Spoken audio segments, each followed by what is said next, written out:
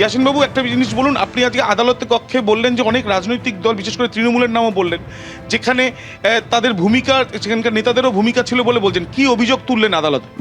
পরিষ্কার কথা, এই আন্দোলন যারা করছিল সাধারণ মানুষের সঙ্গে বিভিন্ন রাজনৈতিক দলের অংশ থাকলেও সরাসরি তৃণমূল কংগ্রেসের কাউন্সিলর এবং অন্যান্য বিভিন্ন ব্যক্তিত্ব, তারা হচ্ছে যে এই জজ সাহেবদের উপর যে ঘটনা সংক্রান্ত বিষয়ে যে আলোচনা চলছে, যা নিয়ে এই কেস, তাতে হচ্ছে যে তারা অংশগ্রহণ করেছিল।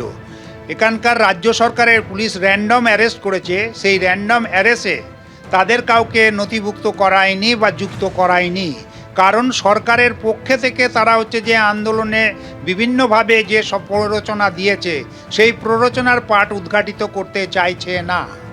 তারপরে হচ্ছে এনআইএ তদন্ত নিয়ে এনআইএ সেই মানে রাজ্য সরকারের যে অ্যারেস্ট করার প্রক্রিয়া র্যান্ডমলি করা, তাকেই শিলমোহর দিয়েছে। তারা স্বতঃস্ফূর্তভাবে এখনো পর্যন্ত নির্দিষ্ট করে আসামি অ্যারেস্ট করতে পারেনি। এখানে একটা প্রশ্ন, আইএসএফ এর যে প্রার্থী, তাকে কি গ্রেপ্তার করা হয়েছিল? তার নাম? বাম সমর্থিত আইএসএফ প্রার্থী মোথাবাড়ি এলাকায় যিনি আছেন মৌলানা শাহজাহান আলী, তাকে হচ্ছে যে অ্যারেস্ট করা হয়েছে। কিন্তু দুর্ভাগ্যের বিষয় এই, তিনি মনোনয়নও জমা দিয়েছিলেন। তিনি এই কেস কানেকশনের শতহস্ত্র দূরে ছিলেন, তিনি ওই চত্বরেও ছিলেন না।